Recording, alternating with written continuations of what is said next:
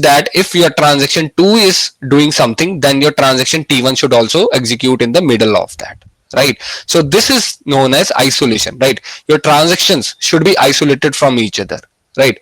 So you can see the example that if we are considering two transactions A and B, both trying to read and update the same set of data concurrently, right? So isolation, what does isolation ensures? That A is not visible to B until A is committed, right?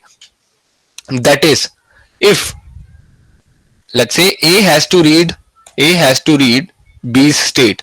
So if A is reading B state, we should put a lock on this. We should put a lock on this. That is, A is reading a valid B state, right? A valid B state. Then the other transaction, let's say C, if C is coming, it should not be able to manipulate the data of the B, because B is already being accessed by A, accessed by something other in other transaction, right? So we should not be letting the transaction intersect with each other, right? So we define the isolation levels. We have different isolation levels such as repeatable read, non-repeatable read, serializable read, right? So we have different kinds of isolation levels which we'll be learning in the future slides, right? Now we have durability. So by durability, what does it mean? That your changes are persisted once the transaction is committed, even after a network failure or a system failure, right? Now, what does it say? That when you're updating a balance, right? If you are updating the balance from A to B, right? A to B, and your some power outage happens. Anyhow, it has already been committed. So committed, right? So if you, even if your power outage is there after you are committing the changes, so it should be same state as it was before the power outage, right? Your changes should not change. Your changes which you have been performed earlier should not be reverted back, right? Or should not change at all. That is known as durability, right? This ensures the asset properties, right, of a SQL, database. That is why we say that SQL databases are usually used widely in cases of banking transactions, because they provide us asset properties. They are atomicity, right? When we are dealing with banking transactions, consistency, your data is always consistent. If you're transferring 10 rupees, other person will get 10 rupees, right? The initial state will be same as the, or will be identical to the end state of the transaction, right? Similarly, isolation, it is not happening that if you are sending let's say money to B, then you anyhow another transaction intersecting in between and some doing some other transaction, right? Doing some other operation in between to B. So your B will be logged in that sense, right? And durability, obviously, when your system failure occurs, your money doesn't go anywhere, right? When your server gets up, then your money is still shown from the fetch balance or check balance API in your UPI apps, right? So this is the power of atomicity at basic asset properties, right?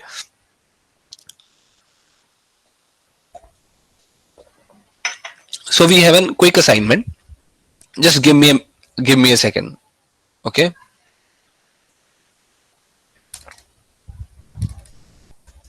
Let me give you an assignment over here. Let me just switch to the forms quickly.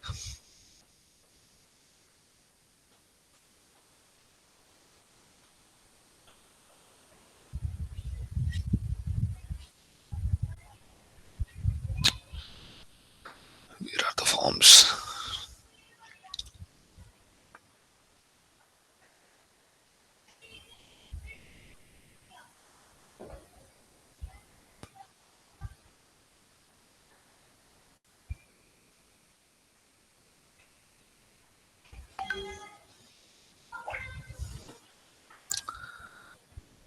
Make a copy. This group is G5, I guess, right? G5 2026. I will just make a copy and I will attach a link to sheets. Okay, got it. Okay, can you please let me know if you are able to access this assignment? It is really easy assignment, just to have a quick look that you guys understand the problems, right? Are you able to access the assignment? Okay, got it. Since you are able to access the assignment, so I recommend you. Okay, yeah, please carry on to fill up this assignment. I hope these are pretty easy questions, right? I'm giving you 3 minutes or 4 minutes, right, to just complete this assignment. Just carry on. It is really easy assignment.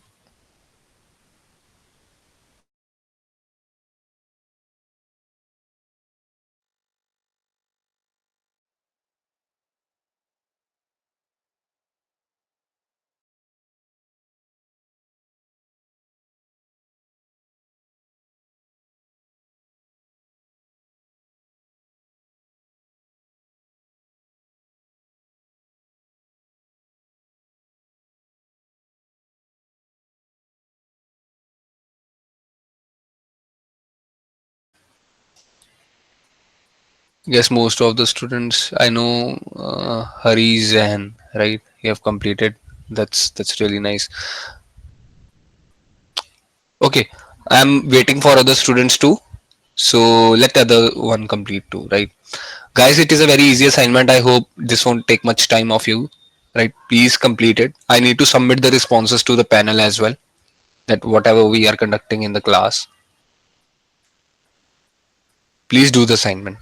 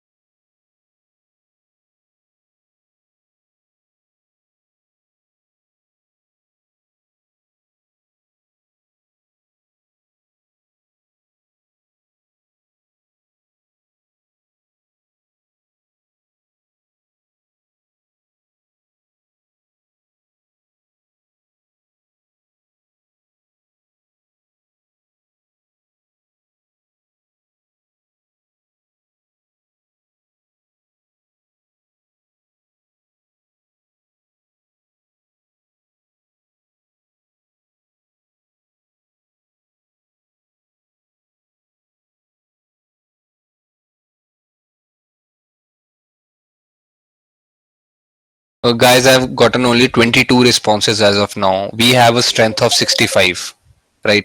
So please hurry up.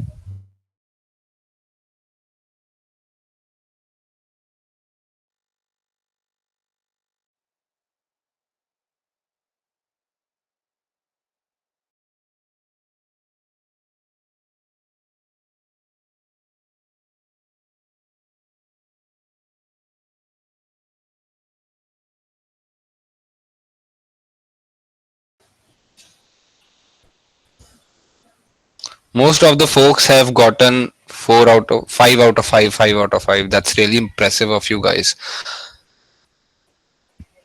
That means I'm doing something good, okay? If you are getting 5 out of 5, I hope I'm teaching you well. So I have gotten 34 responses as of now. Please guys, hurry up fast. Just 1 to 2 minutes more, right? And then whosoever have gotten out of 5, we will discuss those. We will discuss all the questions then, right?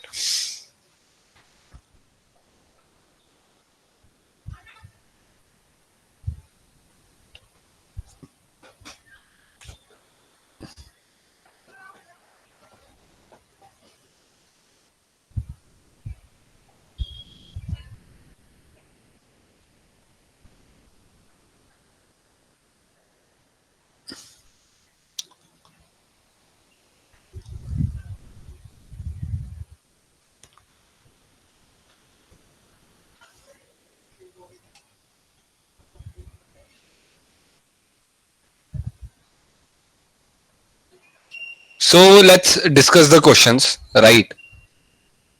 Let's not waste much of the time, right? I hope people will submit the questions.